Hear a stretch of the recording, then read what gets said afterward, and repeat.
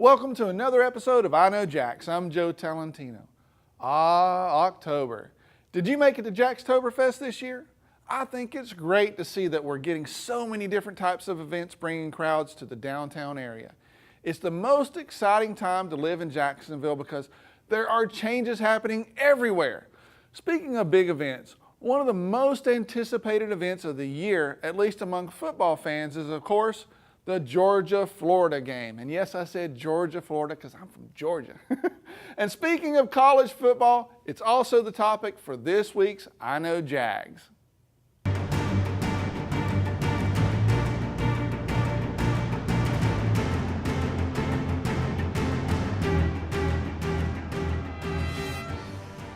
I'm Richard Miller with this week's I Know Jags. We're here at the Clevelander deck on the north end zone, hanging out at Everbank Field. This week, we'll head into the Jaguars locker room and talk to a number of players about their college stories, maybe a big play, a huge stat line, maybe a noticeable upset. So we'll talk to the guys in the locker room. Let's head on in. Sharad Martin joining us on CW17. So we're asking guys in the Jaguars locker room if there's a memorable game that you had at Troy, maybe a stat line, a big upset. Does anything come to mind for you? Stat line, in the first half I had 3 picks in the first half and then played the second half against Alcorn State.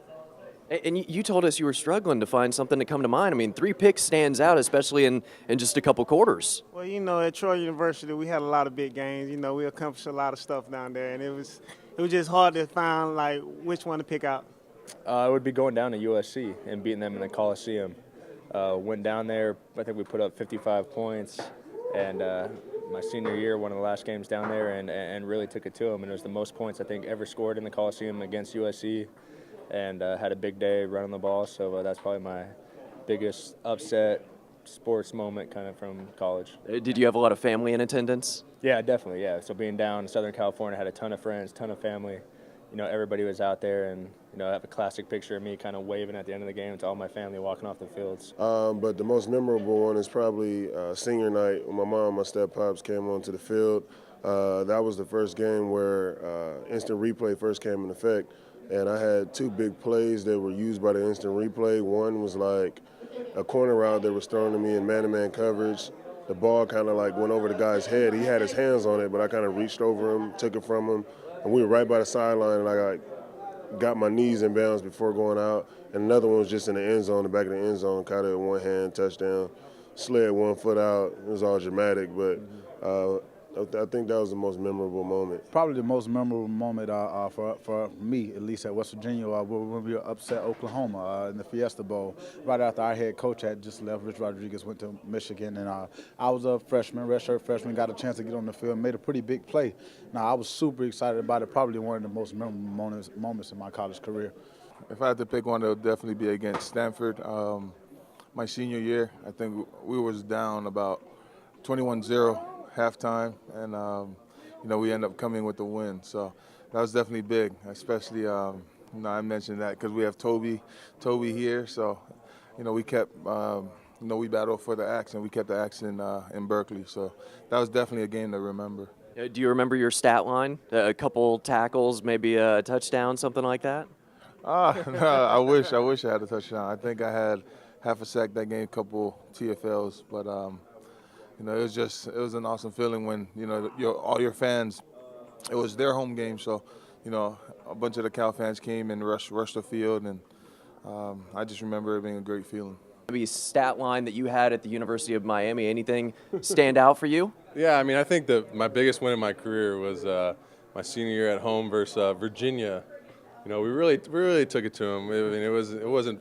I think I was out by the first quarter. It wasn't really that fun, but yeah, I mean, beating Virginia was great. And Luke Bowanko? Yeah, Luke Bowanko. I mean, I don't really remember him, but whose beard is better? I mean, I'm not even gonna answer that question.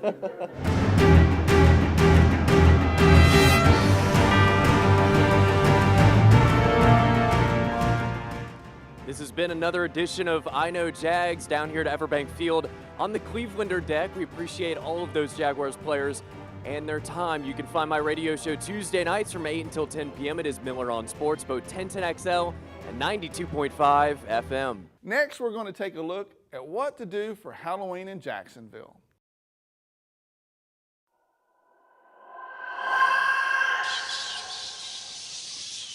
It's all about pumpkins, goblins, and ghosts. I found a few spooky, scary events for you to put in your calendar. Spooktacular at Jacksonville Zoo is kicking off this weekend, and when it's time for Spooktacular, you know Halloween is right around the corner. The event starts this weekend, October 17th and 18th, and continues for the next 3 weekends. Check out iknowjax.com for more details. Gryffindor, Hogwarts, and Dumbledore. Having kids forced me to learn Harry Potter vocabulary inside out. The Jacksonville Symphony Orchestra are performing what they are calling a symphonic sorcery, the music of Harry Potter, this month. And my daughter Emma was so disappointed when she realized she won't be able to make it. Emma is a huge fan of Harry Potter. She shares that with a lot of other kids. And although Emma is way too old to be called a kid, even so, she's still a fan and would love this concert. And I'm sure many of you will too. It's a perfect concert for Halloween. The Jacksonville Symphony Orchestra performs Harry Potter on October 26th. The town of Orange Park has a big fall festival every season, and this weekend it's time for that again. It's 2 days packed with fun for the whole family. They have 250 vendors, 2 stages with live entertainment, a kids zone, food, and as we always say, much more. This is one of those festivals that draws a big crowd every time, so the organizers suggest that you park at Moose Haven and ride the shuttle. Admission is free. Town of Orange Park Fall Festival takes place Saturday, October 25th and Sunday, October 26th from 10 a.m. to 5 p.m. So make sure to mark that in your calendar. There's a lot of other events going on this weekend. St. Mary's, Georgia has a haunted history tour. There's also a haunted hayride at Anastasia Park, and they also have an enchanted forest for the little ones. There's also Beaches Oktoberfest, and of course, the NAS Jacksonville Air Show. Check out my article, Fun Things to Do in October, for more ideas about what to do, and make sure to keep up with my daily videos where I talk about all kinds of upcoming events as well. For more ideas of fun things to do, check out my cleverly titled article, Fun Things to Do in October, on iknowjax.com. Flagship Romance is a young local band that are making a huge impression. When we found out that there are 800 million people on this planet without access to safe, clean drinking water, and how easy it is for us to help, it's really an average of $20 that gives safe, clean drinking water to one person for 20 years, and we spend that on anything over here in the States. We realized how easy it was for us to help, so we started this festival thinking that we could just make a little bit of a difference, but the community has come together, and now it's just crazy. Yeah, well, every year we learn something different, you know. Every year it's just, it runs a little bit more smooth, you know. And this year we actually have time to do stuff like talk to you, you know. Before it was like, oh my gosh, we're pulling our hair out, we have no idea. We've in the beginning we thought, you know, idealistically, is that the word? Sure. Ideally, that's the word. My brain's too fried today. We thought it would be so cool if it was like a tour, an actual concert tour. At the same time, it would be really wonderful to feature the best of the best local bands, local food trucks, local businesses, local vendors in every city that we expand it to. So really the opportunities are really kind of endless when it comes to how we could expand it. You can find out everything about Charity Water at charitywater.org. And if you want to keep up with what we're doing, it's cleanwatermusicfest.org. Yes, and on Charity Water's website, it explains how they are a 100% model organization, which means that absolutely no matter what, 100% of all public donations go directly to the water building projects, and nothing goes to their salaries. It's all being funded by private donors. So when you donate to their charity, you actually know you get a GPS coordinate of your well, and you can zoom in on Google Earth and see it, and you know for sure that 100% of your money went to that water project. Now let's talk about your music a little bit. How did you guys get started as musicians and performers? Wow. Well, it's been so long. I mean, we've both been doing this for a really, really long time. But when we met, we'd both been signed to record labels, and we were just kind of disillusioned with the music industry. And we started making music together as Flagship Romance, and it rekindled our love for the music and our faith, really, in the fact that we could actually do music for a living and not do it the way we wanted to do it, you know. So we call ourselves harmonic alternative folk, and harmonic because our music's based a lot on vocal harmonies, you know, the way our voices blend together. And then alternative just because we're not traditional folk. You know, we write about topics that span all sorts of genres. And folk because we tell stories with our music, I guess. Well, the weekend after this festival, we are heading back out on tour on a national. It's going to be our second national tour in the last year, and we're going up to Canada and we're going across the Midwest. We're going to be freezing our butts off pretty much. Yeah. But we've tapped into this new market of house concerts, and that's what most of our tours are. We show up at someone's house, they open up their home, they invite their friends, and we get to play in their living room to a captive audience of 30 people every single night in a city we've never been to, and we get to stay there, eat, and wake up the next morning, and then just head off to the next place. So that's going to be our future for the next few years, and on top of that, just making records. And we just released our brand new album and DVD called Fee Fi Fo Fum this past June, and man, we're just so excited. If it didn't go any further than this, we are happy as clams. So. Yeah.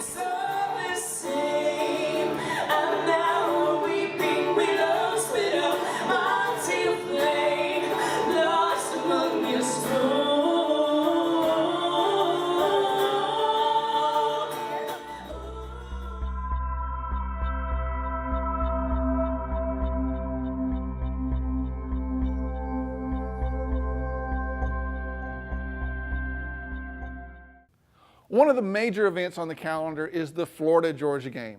This year, we're also welcoming back the air show, and I love flying. It doesn't matter if we talk about balloons, helicopters, jumbo jets, glider planes, paper planes, kites, fighter jets or rockets, all of those.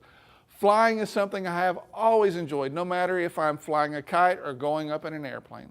Although, I of course, prefer the latter. As a boy, I always thought I wanted to be an astronaut and work for NASA. Yep, very original, I know. Instead, I ended up at I Know Jax. Life is funny that way, but even if I never made it to NASA, I still love flying.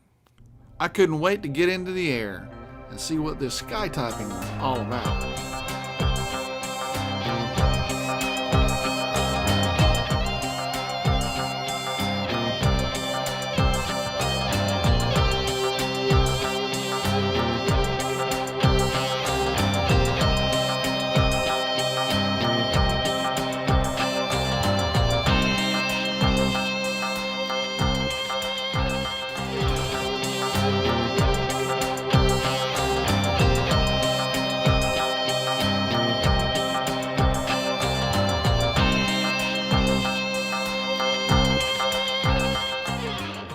Well, we fly World War II airplanes, and we've got two missions, one of which is skytyping, which is different from skywriting. Skytyping is 5 airplanes in a formation where we all fly right next to each other, and it's like a dot matrix printer in the sky.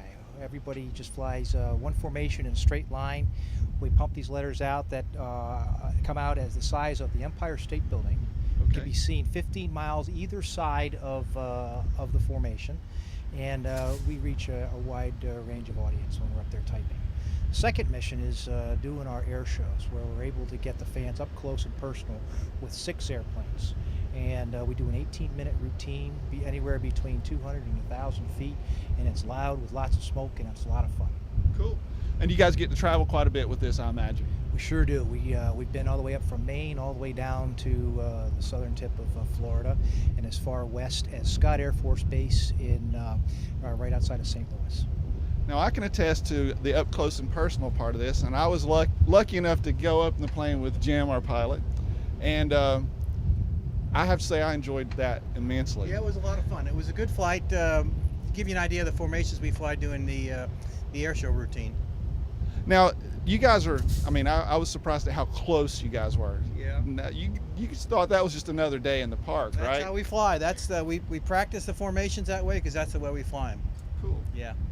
Now, Bob, you've been doing this a while. I understand this is a family affair. That's correct. That's correct. First time Ken went flying in a Skytyper airplane, he was about 10 years old. And here he is now flying them. So who's the boss? Right now, I've been designated as the flight lead. Okay. Larry is training me for different jobs among the team within the team. So for this particular air show, I'm the flight lead. But we all share the responsibilities. Jimmy does a lot with a lot of the ground operations, make sure that we're safe, does a lot of the flying for us, takes care of the FAA briefings. Dad is one of our navigation officers, makes sure that on our cross countries we're safe. We always have an alternate in the case of emergencies, and we all have each other's backs. Cool. Now, Jim, I understand there's some sort of tradition you guys have with people that have been up flying with you. Can you tell me about that? Yeah. Larry's dad, Larry Arkin's the lead. Larry's dad started his squadron about 37 years ago with these very same airplanes. And what he did is when we take people on formation flights only, not just single ship flights, at the end of it we present them with a patch. And Ken's got the patches to give you. Well, thank you guys all so much for today. It really was a unique experience. Well, we enjoyed flying with you. Hope to see you again sometime. That's it for this week, but don't worry, you won't have to wait a full week to see me again. You can catch my daily I Know Jax online, where I talk about upcoming events and whatever else strikes my fancy. I like saying that, it strikes my fancy. As you know, it's all about me and what I like. Send me suggestions for what you think I should talk about in the Daily Show. The show is called I Know Jax, but guess what? I couldn't make a show if I didn't get so many suggestions and ideas from people in Jacksonville like you who just love to have fun. You can catch me online on Monday for more fun. Otherwise, I'll be back here next week. We're now broadcasting the show on CW on Saturdays at 9:30 p.m. and 12:30 a.m. and on Sundays at 6 p.m. And as usual, I'll upload the episode online every Friday. Thanks for watching, and until then, I'll see you on the internet.